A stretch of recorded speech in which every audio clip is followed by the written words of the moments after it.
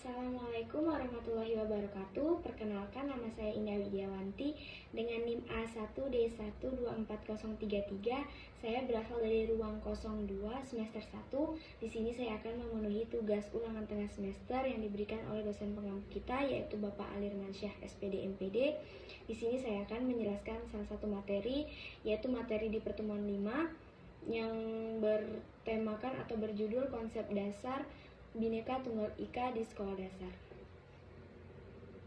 Yang kita tahu, di Indonesia itu banyak sekali keberagaman suku, agama, ras, budaya, dan adat istiadat yang ada. Nah, karena keragaman itulah masyarakat Indonesia disebut masyarakat yang multikultural. Wilayah Indonesia membenteng dari Sabang sampai Merauke. Hal inilah yang menjadi salah satu alasan sebab kenapa Indonesia memiliki keragaman suku, agama, ras, budaya, dan adat istiadat.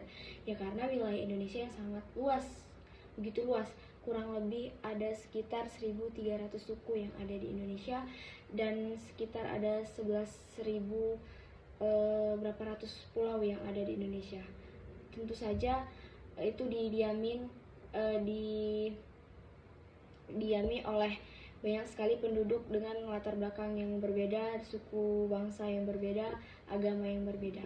Keragaman tersebut menjadi tantangan bagi pemerintah untuk mempersatukan masyarakat yang ada.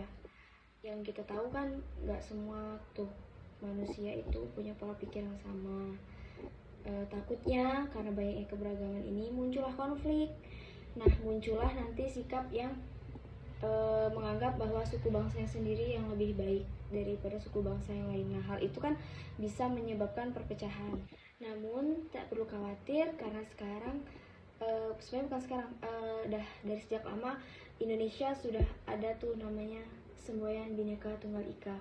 Sudah pasti kita semua tidak asing dengan semboyan tersebut.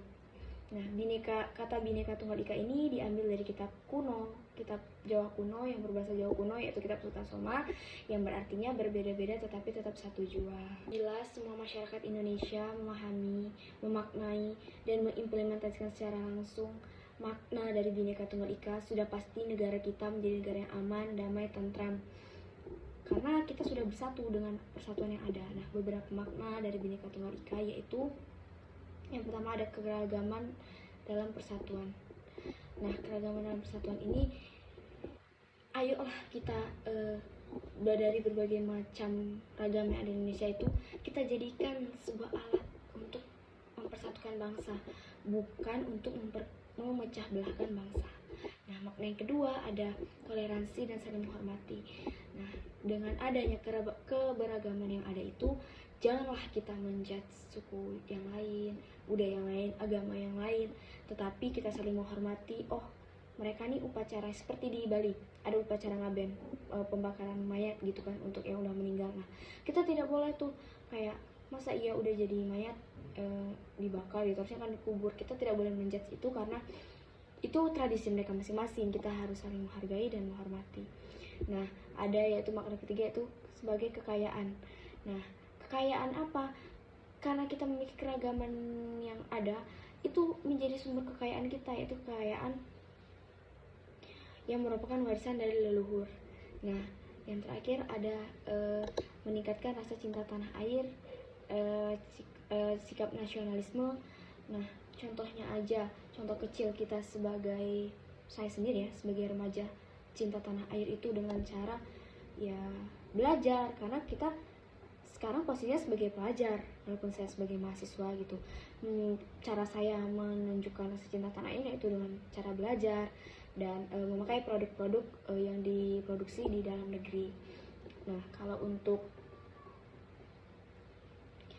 tingkat anak SD yang akan kita ajar itu ya cara mereka cinta tanah air itu ya dengan sama seperti saya, karena sama-sama si pelajar, yaitu belajar dengan rajin dan giat dan memakai produk dalam negeri, dan kalau bisa jangan terlalu suka dengan hal-hal yang kebarat-baratan. Apalagi yang kita tahu sekarang maraknya K-pop tuh, itu kan dapat mengubah pola pikir kita, nanti kita lebih suka terhadap budaya luar, bukan terhadap budaya kita sendiri gitu.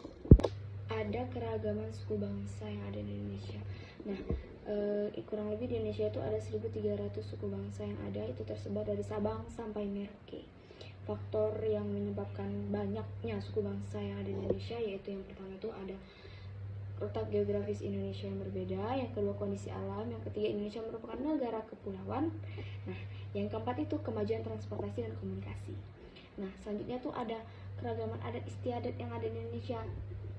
Seperti yang sudah saya jelaskan tadi, adat istiadatnya contohnya aja kayak di Bali tuh ada upacara ngaben. Terus misalnya ada tari-tarian tradisional, tari kayak tari piring itu dari Minang, terus ada tari seperti siri dari Jambi. Nah, itu termasuk keragaman yang ada. Itu kalau yang saya barusan sebutkan tadi itu di bidang seni ya. Nah, terus yang keempat itu ada keragaman agama yang ada di Indonesia. Yang kita tahu di Indonesia itu kita diwajibkan untuk menganut salah satu agama yang sudah ditetapkan pemerintah yang ada di Indonesia, yaitu ada 6 agama. Yang pertama ada Islam, yang kedua ada Kristen Protestan, yang ketiga ada Kristen Katolik, yang keempat ada Buddha, yang kelima ada Konghucu, yang keenam ada Hindu. Semua agama itu mengajarkan kita hal yang baik-baik. Semua agama itu mengajarkan kita tata cara bagaimana kita berkomunikasi dengan Tuhannya. Semua agama itu baik dan kita tidak boleh menjudge apapun yang dilakukan oleh agama lain. Sekian pemaparan materi dari saya. Kurang dan lebihnya saya mohon maaf. Saya akhiri. Wassalamualaikum warahmatullahi wabarakatuh.